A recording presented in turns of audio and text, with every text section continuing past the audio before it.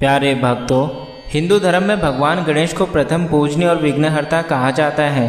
इनकी पूजा से कार्य में बाधाएं नहीं आती और सभी कार्य सफलतापूर्वक संपन्न होते हैं।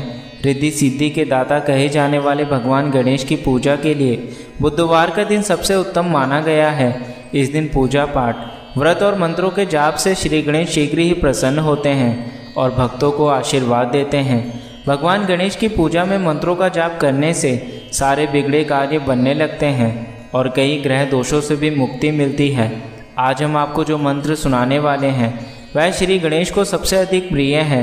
इस मंत्र के 108 बार जाप करते ही आपके सभी काम सिद्ध हो जाएंगे। इस मंत्र से आपके घर में धन का इतना भंडार लग जाएगा कि जीवन भर कमाने की आवश्यकता नहीं पड़ेगी।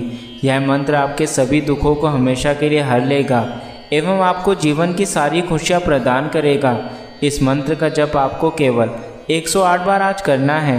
108 बार इस मंत्र का जाप करते ही स्वयं गणेश भगवान जी आपके जीवन में खुशियों का अंबार लगा देंगे। किंतु किसी कारण से यदि आप इस मंत्र का जाप करने में असमर्थ हैं तो आप इस मंत्र को केवल अपने मोबाइल फ़ोन पर आज लगाकर चलने दें। यह मंत्र जितना अधिक आज के दिन चलेगा उतनी अधिक आपको खुशियाँ प्रदान होगी। तो चलिए इस मंत्र की शुरुआत करते हैं। गजाननः एतेन मंत्रेण मम सर्वे विपन्न कार्याः पुनः सिद्ध्यन्तु। गजाननः एतेन मंत्रेण मम सर्वे विपन्न कार्याः पुनः सिद्ध्यन्तु। गजाननः एतेन मंत्रेण मम सर्वे विपन्न कार्याः पुनः सिद्ध्यन्तु।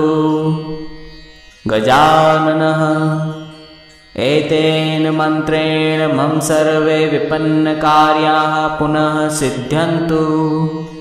गजाननः एतेन मंत्रेण मम सर्वे विपन्न कार्याः पुनः सिद्ध्यन्तु।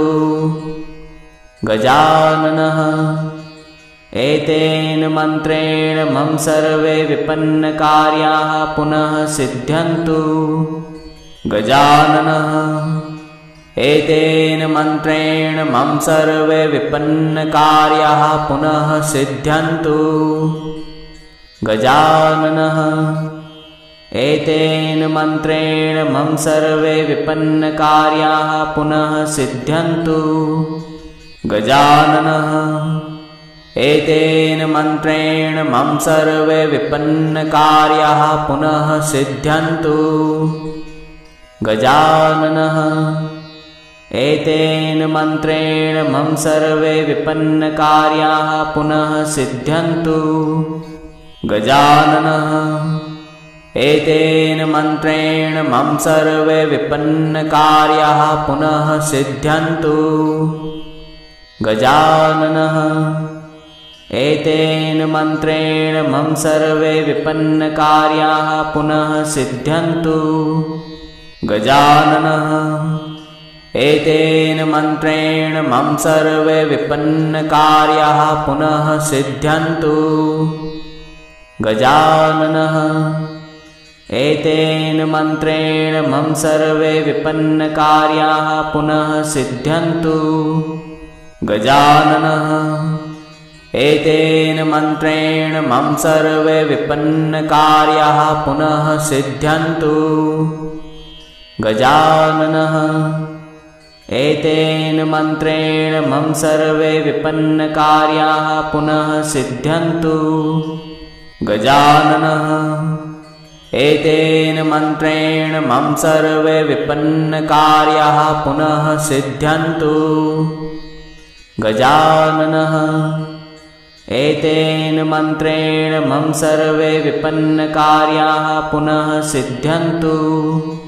गजाननः एतेन मंत्रेण मम सर्वे विपन्न कार्याः पुनः सिद्ध्यन्तु।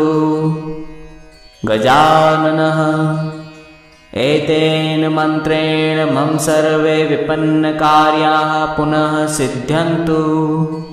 गजाननः एतेन मंत्रेण मम सर्वे विपन्न कार्याः पुनः सिद्ध्यन्तु। गजाननः एतेन मन्त्रेण मम सर्वे विपन्नकार्याः पुनः सिद्ध्यन्तु।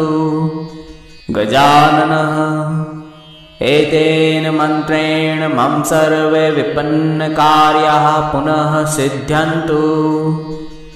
गजाननः एतेन मन्त्रेण मम सर्वे विपन्नकार्याः पुनः सिद्ध्यन्तु। गजाननः एतेन मन्त्रेण मम सर्वे विपन्नकार्याः पुनः सिद्ध्यन्तु। गजाननः एतेन मन्त्रेण मम सर्वे विपन्नकार्याः पुनः सिद्ध्यन्तु। गजाननः एतेन मन्त्रेण मम सर्वे विपन्नकार्याः पुनः सिद्ध्यन्तु। गजाननः एतेन मन्त्रेण मम सर्वे विपन्नकार्याः पुनः सिद्ध्यन्तु।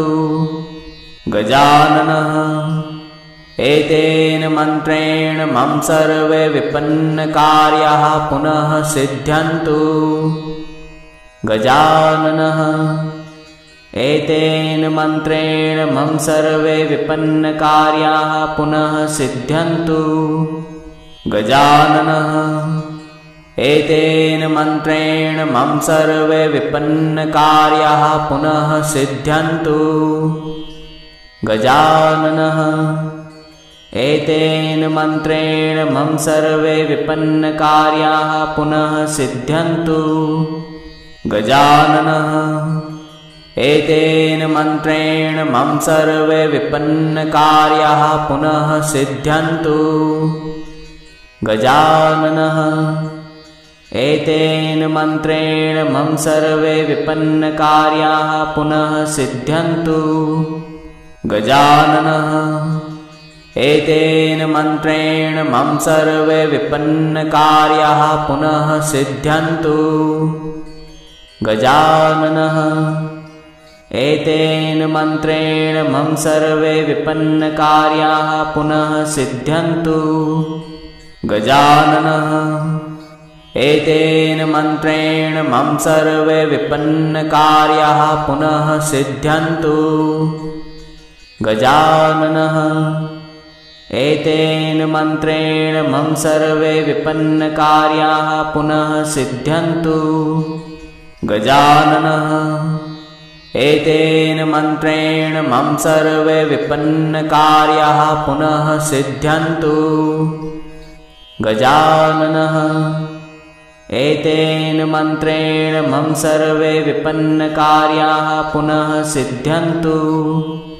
गजाननः एतेन मन्त्रेण मम सर्वे विपन्नकार्याः पुनः सिद्ध्यन्तु। गजाननः एतेन मन्त्रेण मम सर्वे विपन्नकार्याः पुनः सिद्ध्यन्तु। गजाननः एतेन मन्त्रेण मम सर्वे विपन्नकार्याः पुनः सिद्ध्यन्तु। गजाननः एतेन मन्त्रेण मम सर्वे विपन्नकार्याः पुनः सिद्ध्यन्तु। गजाननः एतेन मन्त्रेण मम सर्वे विपन्नकार्याः पुनः सिद्ध्यन्तु। गजाननः एतेन मन्त्रेण मम सर्वे विपन्नकार्याः पुनः सिद्ध्यन्तु।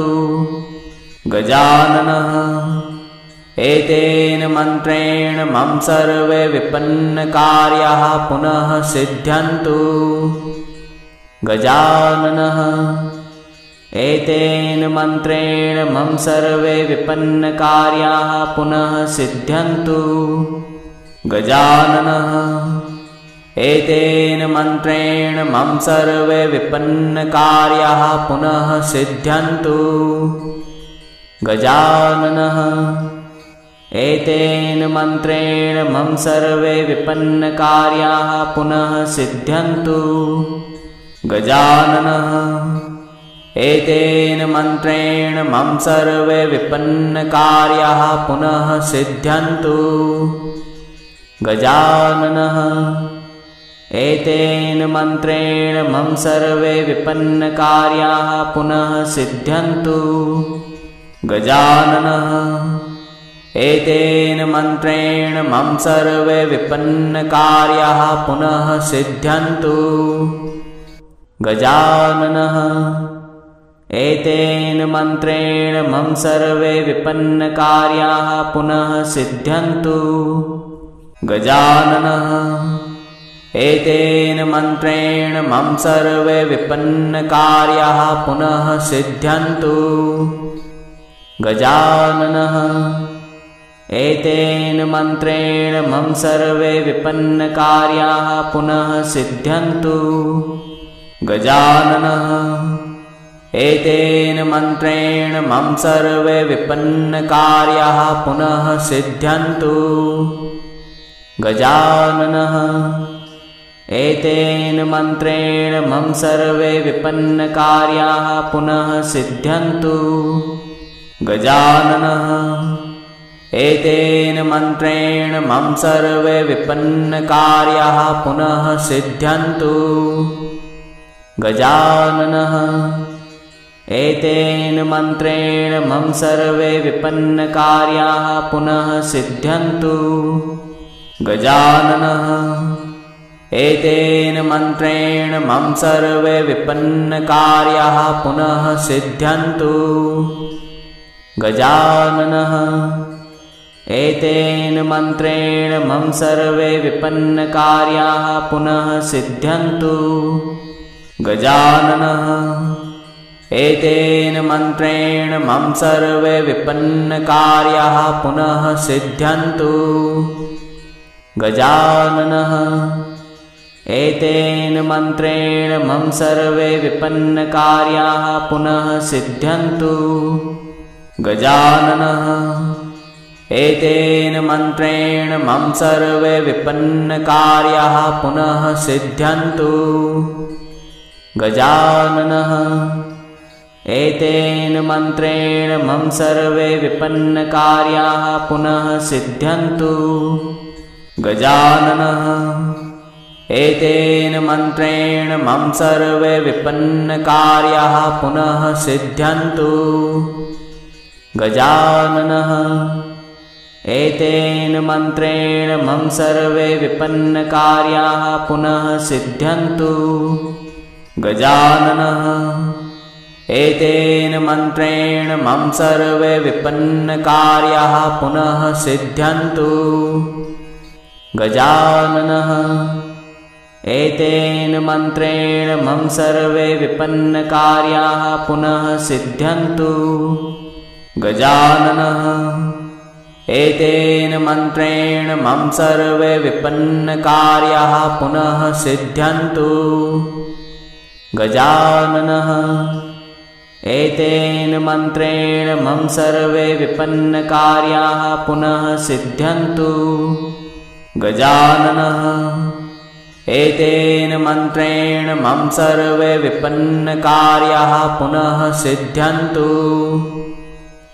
गजाननः एतेन मन्त्रेण मम सर्वे विपन्नकार्याः पुनः सिद्ध्यन्तु। गजाननः एतेन मन्त्रेण मम सर्वे विपन्नकार्याः पुनः सिद्ध्यन्तु। गजाननः एतेन मन्त्रेण मम सर्वे विपन्नकार्याः पुनः सिद्ध्यन्तु। गजाननः एतेन मन्त्रेण मम सर्वे विपन्नकार्याः पुनः सिद्ध्यन्तु। गजाननः एतेन मन्त्रेण मम सर्वे विपन्नकार्याः पुनः सिद्ध्यन्तु। गजाननः एतेन मन्त्रेण मम सर्वे विपन्नकार्याः पुनः सिद्ध्यन्तु। गजाननः एतेन मन्त्रेण मम सर्वे विपन्नकार्याः पुनः सिद्ध्यन्तु। गजाननः एतेन मन्त्रेण मम सर्वे विपन्नकार्याः पुनः सिद्ध्यन्तु। गजाननः एतेन मन्त्रेण मम सर्वे विपन्नकार्याः पुनः सिद्ध्यन्तु।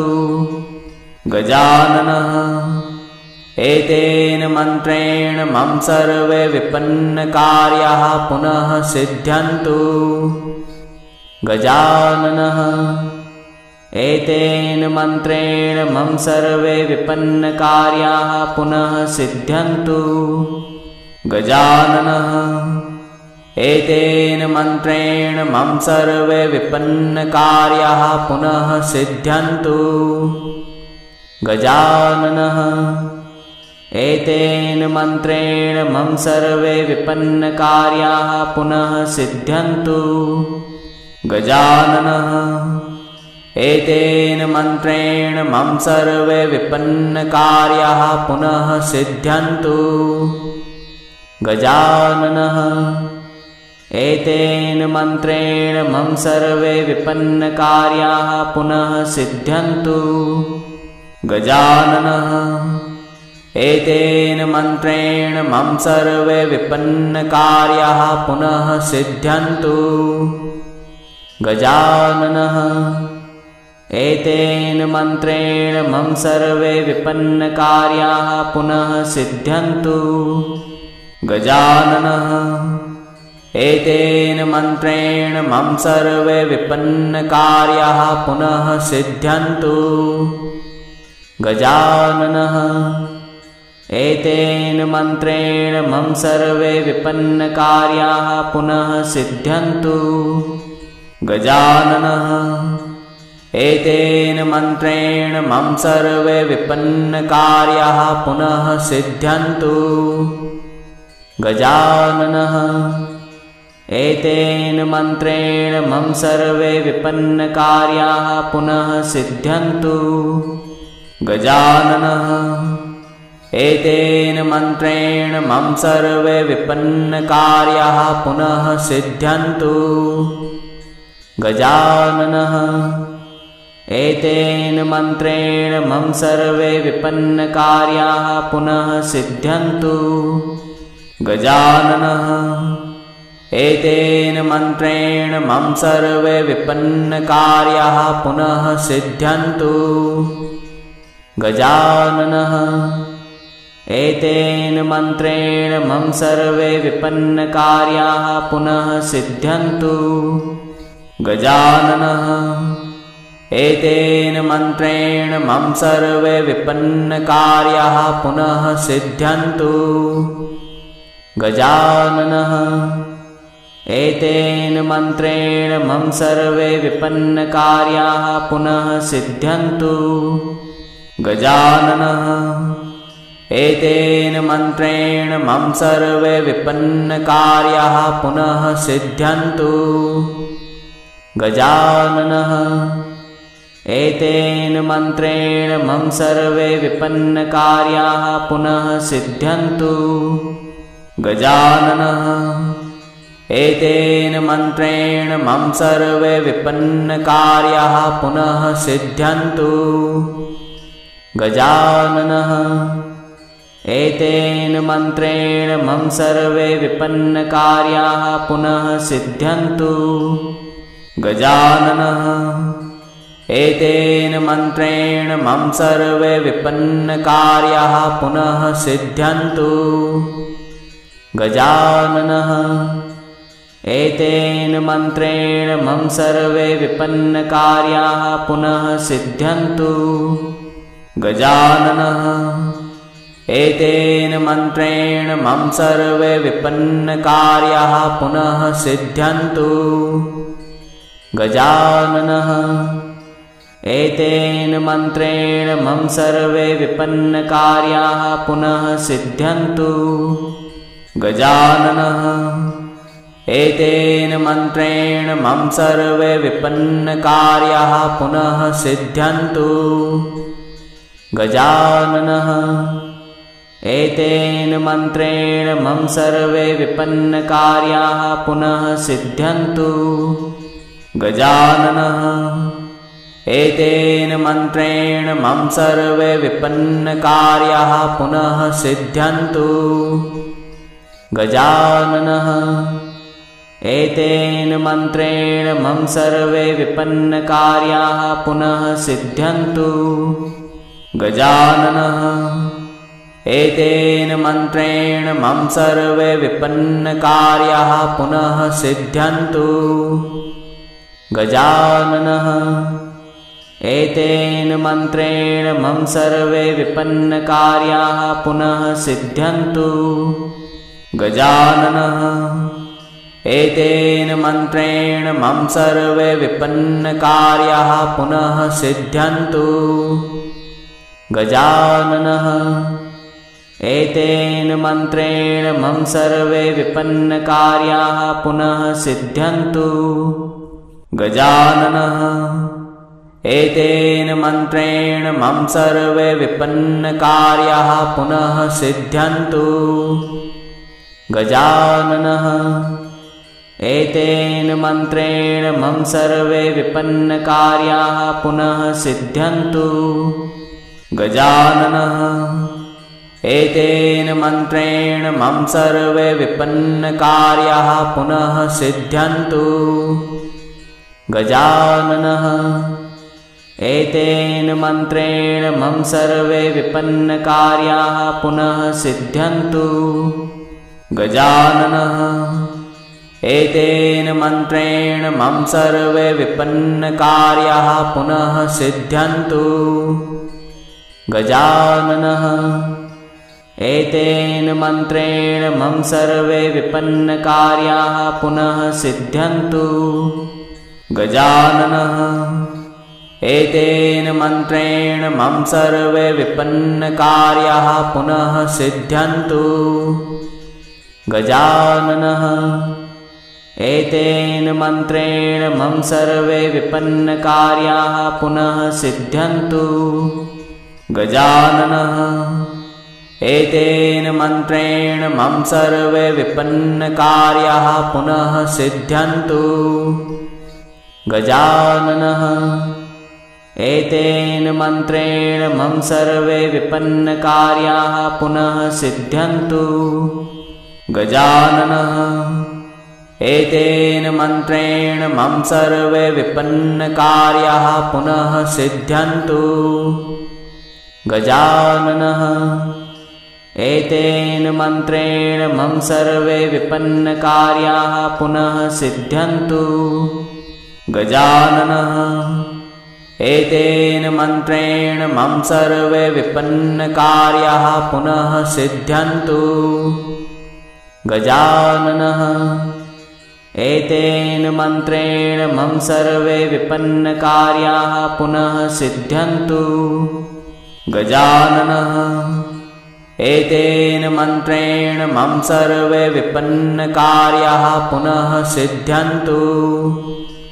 गजाननः एतेन मन्त्रेण मम सर्वे विपन्नकार्याः पुनः सिद्ध्यन्तु। गजाननः एतेन मन्त्रेण मम सर्वे विपन्नकार्याः पुनः सिद्ध्यन्तु। गजाननः एतेन मन्त्रेण मम सर्वे विपन्नकार्याः पुनः सिद्ध्यन्तु। गजाननः एतेन मन्त्रेण मम सर्वे विपन्नकार्याः पुनः सिद्ध्यन्तु। गजाननः एतेन मन्त्रेण मम सर्वे विपन्नकार्याः पुनः सिद्ध्यन्तु। गजाननः एतेन मन्त्रेण मम सर्वे विपन्नकार्याः पुनः सिद्ध्यन्तु। गजाननः एतेन मन्त्रेण मम सर्वे विपन्नकार्याः पुनः सिद्ध्यन्तु। गजाननः एतेन मन्त्रेण मम सर्वे विपन्नकार्याः पुनः सिद्ध्यन्तु। गजाननः एतेन मन्त्रेण मम सर्वे विपन्नकार्याः पुनः सिद्ध्यन्तु। गजाननः एतेन मन्त्रेण मम सर्वे विपन्नकार्याः पुनः सिद्ध्यन्तु। गजाननः एतेन मन्त्रेण मम सर्वे विपन्नकार्याः पुनः सिद्ध्यन्तु।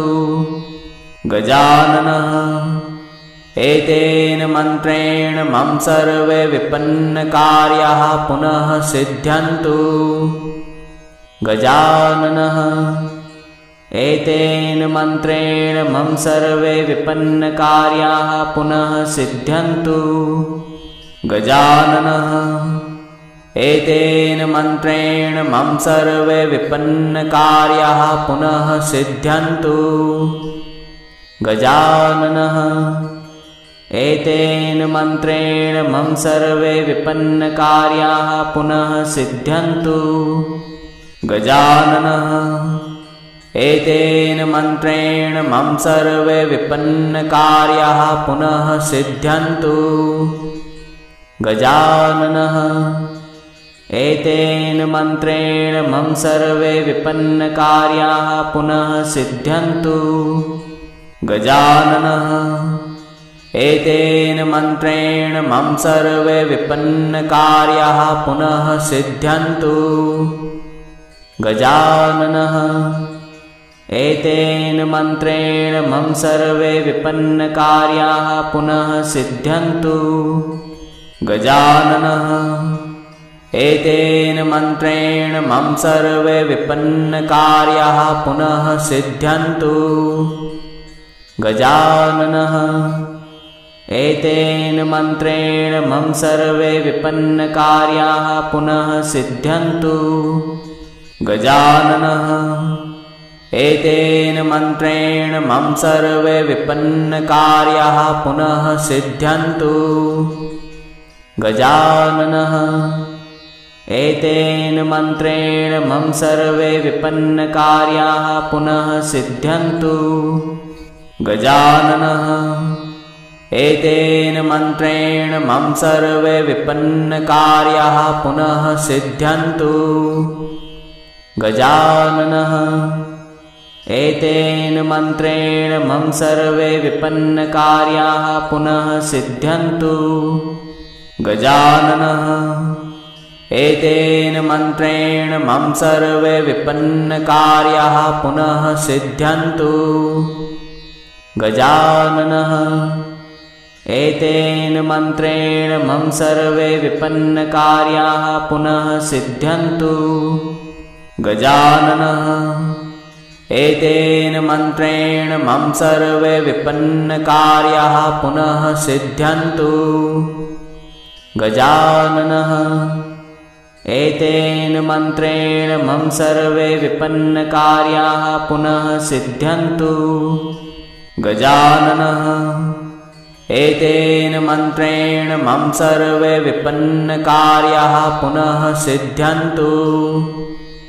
गजाननः एतेन मन्त्रेण मम सर्वे विपन्नकार्याः पुनः सिद्ध्यन्तु।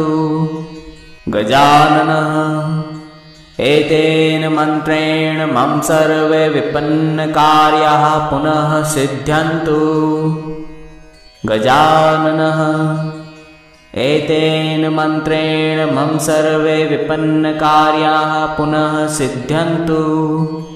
गजाननः एतेन मन्त्रेण मम सर्वे विपन्नकार्याः पुनः सिद्ध्यन्तु।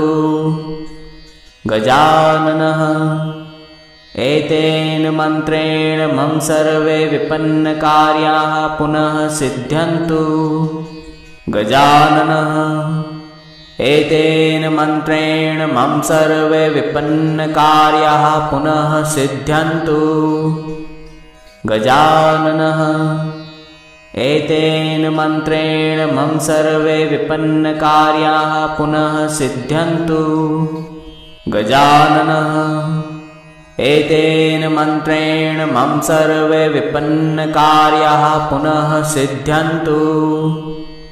गजाननः एतेन मन्त्रेण मम सर्वे विपन्नकार्याः पुनः सिद्ध्यन्तु।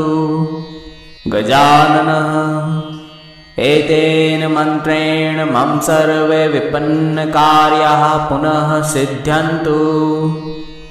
गजाननः एतेन मन्त्रेण मम सर्वे विपन्नकार्याः पुनः सिद्ध्यन्तु। गजाननः एतेन मन्त्रेण मम सर्वे विपन्नकार्याः पुनः सिद्ध्यन्तु। गजाननः एतेन मन्त्रेण मम सर्वे विपन्नकार्याः पुनः सिद्ध्यन्तु। गजाननः एतेन मन्त्रेण मम सर्वे विपन्नकार्याः पुनः सिद्ध्यन्तु। गजाननः एतेन मन्त्रेण मम सर्वे विपन्नकार्याः पुनः सिद्ध्यन्तु। गजाननः एतेन मन्त्रेण मम सर्वे विपन्नकार्याः पुनः सिद्ध्यन्तु। गजाननः एतेन मन्त्रेण मम सर्वे विपन्नकार्याः पुनः सिद्ध्यन्तु। गजाननः एतेन मन्त्रेण मम सर्वे विपन्नकार्याः पुनः सिद्ध्यन्तु। गजाननः एतेन मन्त्रेण मम सर्वे विपन्नकार्याः पुनः सिद्ध्यन्तु। गजाननः एतेन मन्त्रेण मम सर्वे विपन्नकार्याः पुनः सिद्ध्यन्तु।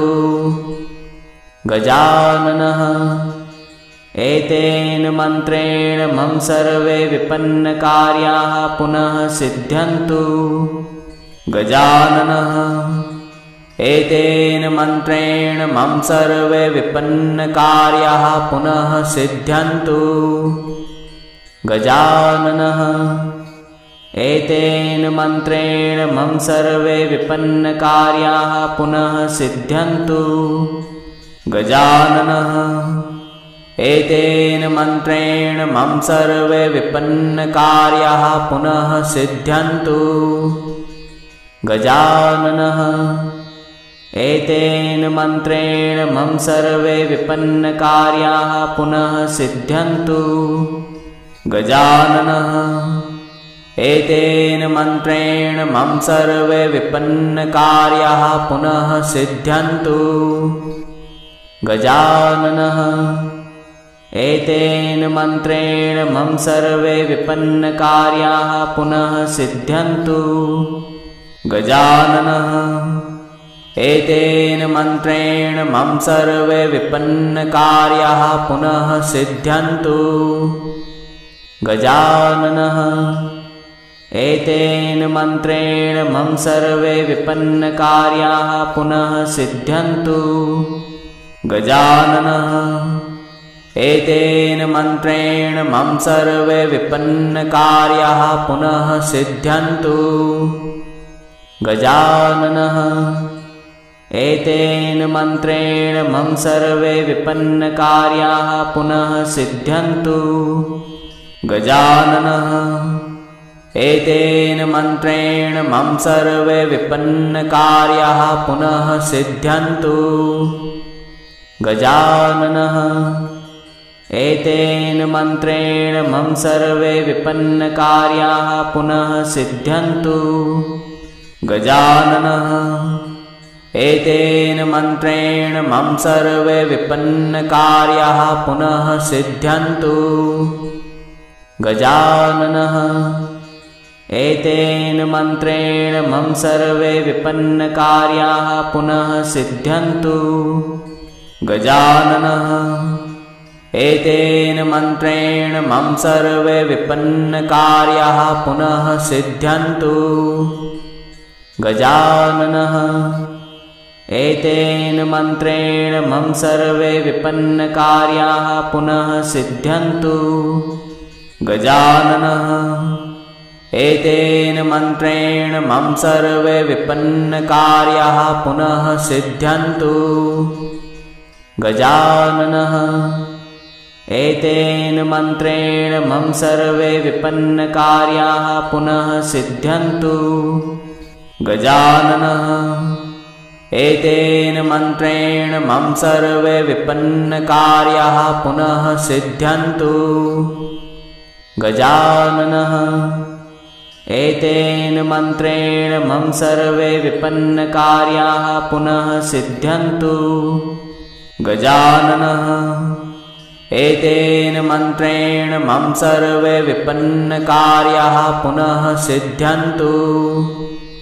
गजाननः एतेन मन्त्रेण मम सर्वे विपन्नकार्याः पुनः सिद्ध्यन्तु। गजाननः एतेन मन्त्रेण मम सर्वे विपन्नकार्याः पुनः सिद्ध्यन्तु। गजाननः एतेन मन्त्रेण मम सर्वे विपन्नकार्याः पुनः सिद्ध्यन्तु। गजाननः एतेन मन्त्रेण मम सर्वे विपन्नकार्याः पुनः सिद्ध्यन्तु। गजाननः एतेन मन्त्रेण मम सर्वे विपन्नकार्याः पुनः सिद्ध्यन्तु। गजाननः एतेन मन्त्रेण मम सर्वे विपन्नकार्याः पुनः सिद्ध्यन्तु। गजाननः एतेन मन्त्रेण मम सर्वे विपन्नकार्याः पुनः सिद्ध्यन्तु। गजाननः एतेन मन्त्रेण मम सर्वे विपन्नकार्याः पुनः सिद्ध्यन्तु। गजाननः एतेन मन्त्रेण मम सर्वे विपन्नकार्याः पुनः सिद्ध्यन्तु। गजाननः एतेन मन्त्रेण मम सर्वे विपन्नकार्याः पुनः सिद्ध्यन्तु। गजाननः एतेन मन्त्रेण मम सर्वे विपन्नकार्याः पुनः सिद्ध्यन्तु। गजाननः एतेन मन्त्रेण मम सर्वे विपन्नकार्याः पुनः सिद्ध्यन्तु। गजाननः एतेन मन्त्रेण मम सर्वे विपन्नकार्याः पुनः सिद्ध्यन्तु। गजाननः एतेन मन्त्रेण मम सर्वे विपन्नकार्याः पुनः सिद्ध्यन्तु। गजाननः एतेन मन्त्रेण मम सर्वे विपन्नकार्याः पुनः सिद्ध्यन्तु। गजाननः एतेन मन्त्रेण मम सर्वे विपन्नकार्याः पुनः सिद्ध्यन्तु। गजाननः एतेन मन्त्रेण मम सर्वे विपन्नकार्याः पुनः सिद्ध्यन्तु। गजाननः एतेन मन्त्रेण मम सर्वे विपन्नकार्याः पुनः सिद्ध्यन्तु। गजाननः एतेन मन्त्रेण मम सर्वे विपन्नकार्याः पुनः सिद्ध्यन्तु। गजाननः एतेन मन्त्रेण मम सर्वे विपन्नकार्याः पुनः सिद्ध्यन्तु। गजाननः एतेन मन्त्रेण मम सर्वे विपन्नकार्याः पुनः सिद्ध्यन्तु। गजाननः एतेन मन्त्रेण मम सर्वे विपन्नकार्याः पुनः सिद्ध्यन्तु। गजाननः एतेन मन्त्रेण मम सर्वे विपन्नकार्याः पुनः सिद्ध्यन्तु। गजाननः एतेन मन्त्रेण मम सर्वे विपन्नकार्याः पुनः सिद्ध्यन्तु। गजाननः एतेन मन्त्रेण मम सर्वे विपन्नकार्याः पुनः सिद्ध्यन्तु। गजाननः एतेन मन्त्रेण मम सर्वे विपन्नकार्याः पुनः सिद्ध्यन्तु। गजाननः एतेन मन्त्रेण मम सर्वे विपन्नकार्याः पुनः सिद्ध्यन्तु। गजाननः एतेन मन्त्रेण मम सर्वे विपन्नकार्याः पुनः सिद्ध्यन्तु। गजाननः एतेन मन्त्रेण मम सर्वे विपन्नकार्याः पुनः सिद्ध्यन्तु। गजाननः एतेन मन्त्रेण मम सर्वे विपन्नकार्याः पुनः सिद्ध्यन्तु। गजाननः एतेन मन्त्रेण मम सर्वे विपन्नकार्याः पुनः सिद्ध्यन्तु। गजाननः एतेन मन्त्रेण मम सर्वे विपन्नकार्याः पुनः सिद्ध्यन्तु। गजाननः एतेन मन्त्रेण मम सर्वे विपन्नकार्याः पुनः सिद्ध्यन्तु। गजाननः एतेन मन्त्रेण मम सर्वे विपन्नकार्याः पुनः सिद्ध्यन्तु। गजाननः एतेन मन्त्रेण मम सर्वे विपन्नकार्याः पुनः सिद्ध्यन्तु। गजाननः एतेन मन्त्रेण मम सर्वे विपन्नकार्याः पुनः सिद्ध्यन्तु। गजाननः एतेन मन्त्रेण मम सर्वे विपन्नकार्याः पुनः सिद्ध्यन्तु। गजाननः एतेन मन्त्रेण मम सर्वे विपन्नकार्याः पुनः सिद्ध्यन्तु। गजाननः एतेन मन्त्रेण मम सर्वे विपन्नकार्याः पुनः सिद्ध्यन्तु। गजाननः एतेन मन्त्रेण मम सर्वे विपन्नकार्याः पुनः सिद्ध्यन्तु। गजाननः एतेन मन्त्रेण मम सर्वे विपन्नकार्याः पुनः सिद्ध्यन्तु। गजाननः एतेन मन्त्रेण मम सर्वे विपन्नकार्याः पुनः सिद्ध्यन्तु। गजाननः एतेन मन्त्रेण मम सर्वे विपन्नकार्याः पुनः सिद्ध्यन्तु।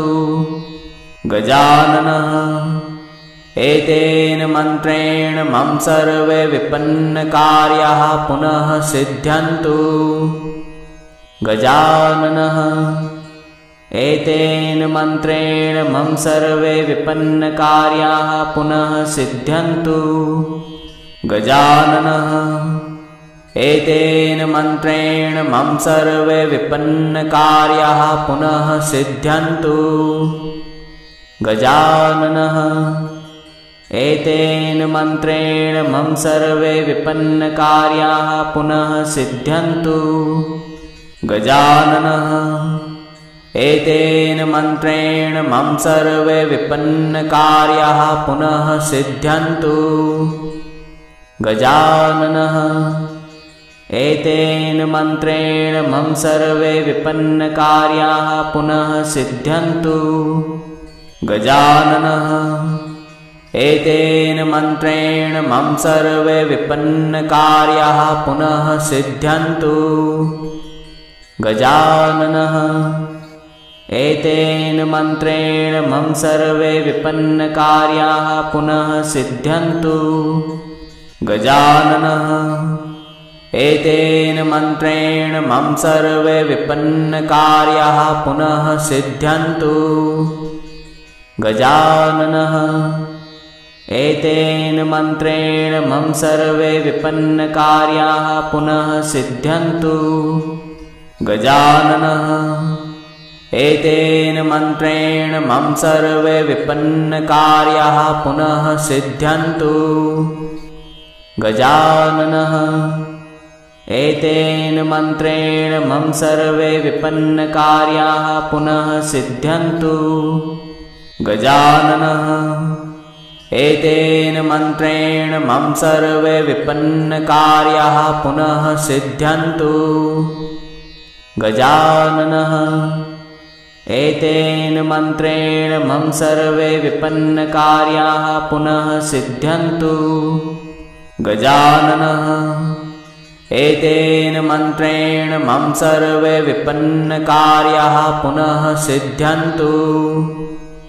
गजाननः एतेन मन्त्रेण मम सर्वे विपन्नकार्याः पुनः सिद्ध्यन्तु। गजाननः एतेन मन्त्रेण मम सर्वे विपन्नकार्याः पुनः सिद्ध्यन्तु। गजाननः एतेन मन्त्रेण मम सर्वे विपन्नकार्याः पुनः सिद्ध्यन्तु। गजाननः एतेन मन्त्रेण मम सर्वे विपन्नकार्याः पुनः सिद्ध्यन्तु। गजाननः एतेन मन्त्रेण मम सर्वे विपन्नकार्याः पुनः सिद्ध्यन्तु।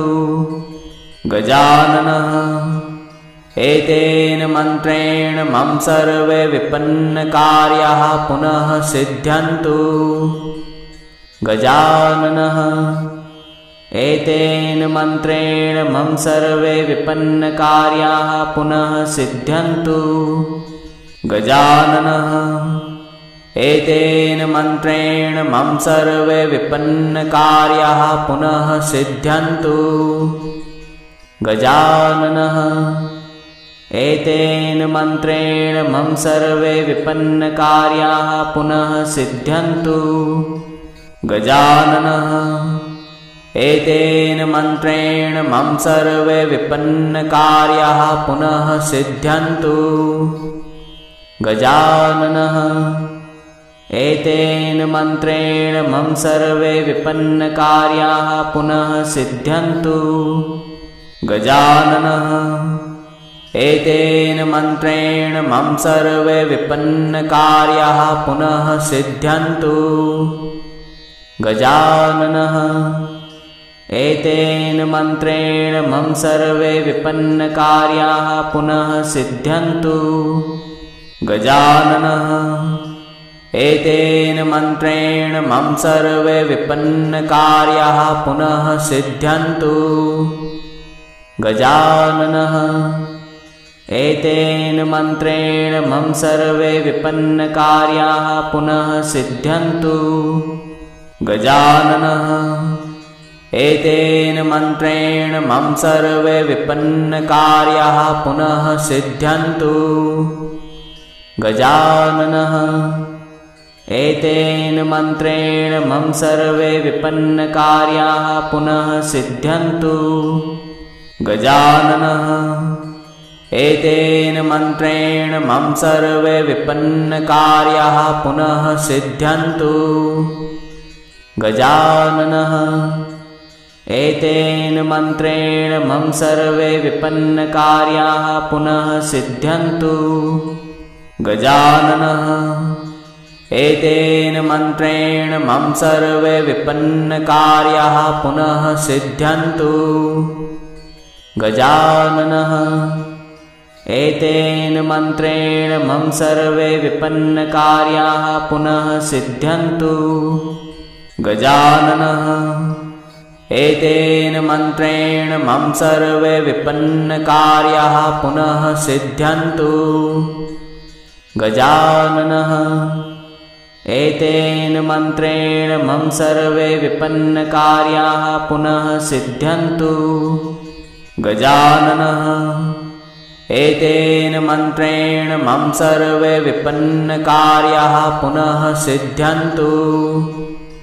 गजाननः एतेन मन्त्रेण मम सर्वे विपन्नकार्याः पुनः सिद्ध्यन्तु।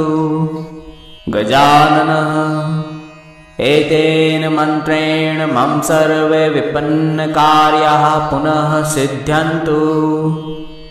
गजाननः एतेन मन्त्रेण मम सर्वे विपन्नकार्याः पुनः सिद्ध्यन्तु।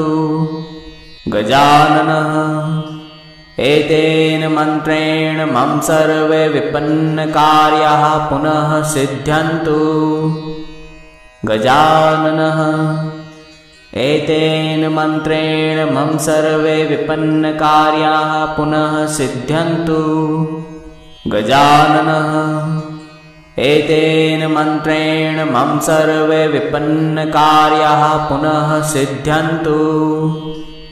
गजाननः एतेन मन्त्रेण मम सर्वे विपन्नकार्याः पुनः सिद्ध्यन्तु। गजाननः एतेन मन्त्रेण मम सर्वे विपन्नकार्याः पुनः सिद्ध्यन्तु।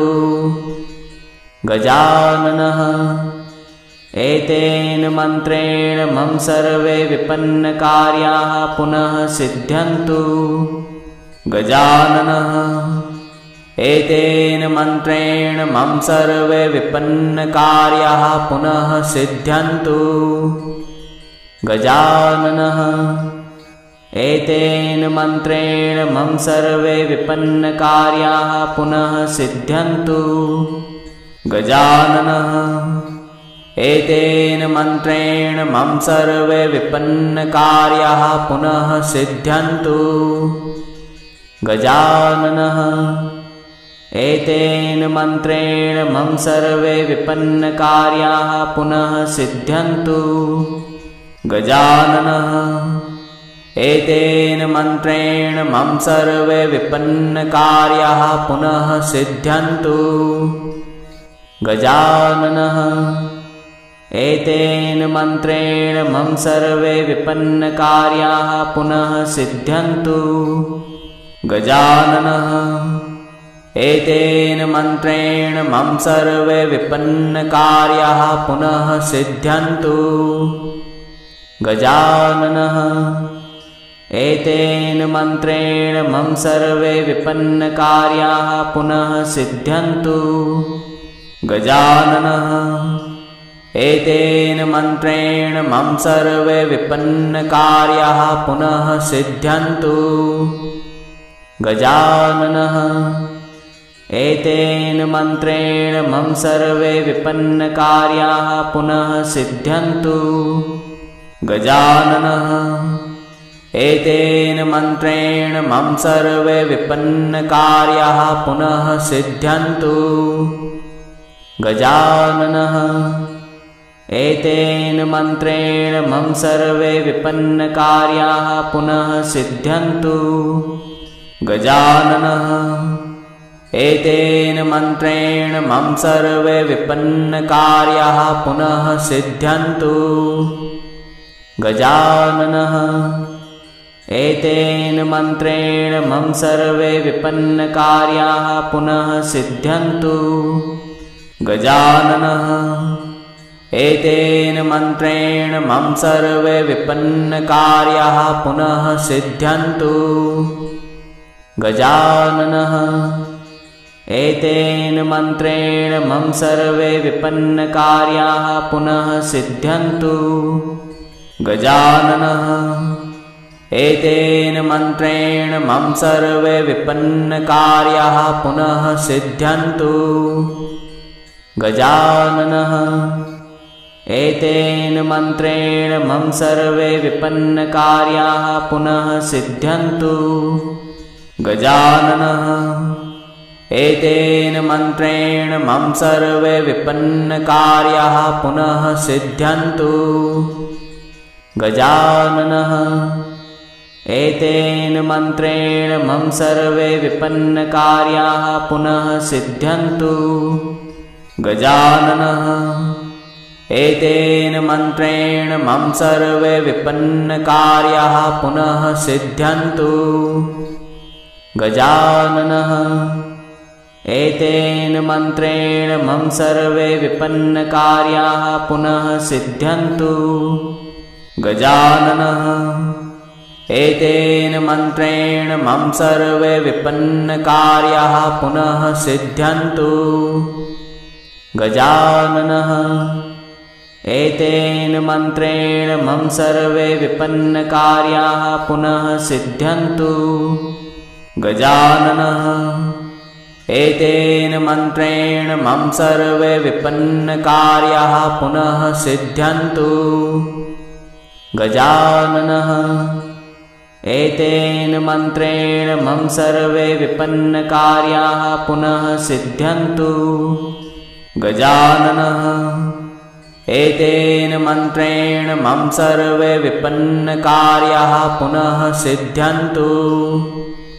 गजाननः एतेन मन्त्रेण मम सर्वे विपन्नकार्याः पुनः सिद्ध्यन्तु। गजाननः एतेन मन्त्रेण मम सर्वे विपन्नकार्याः पुनः सिद्ध्यन्तु।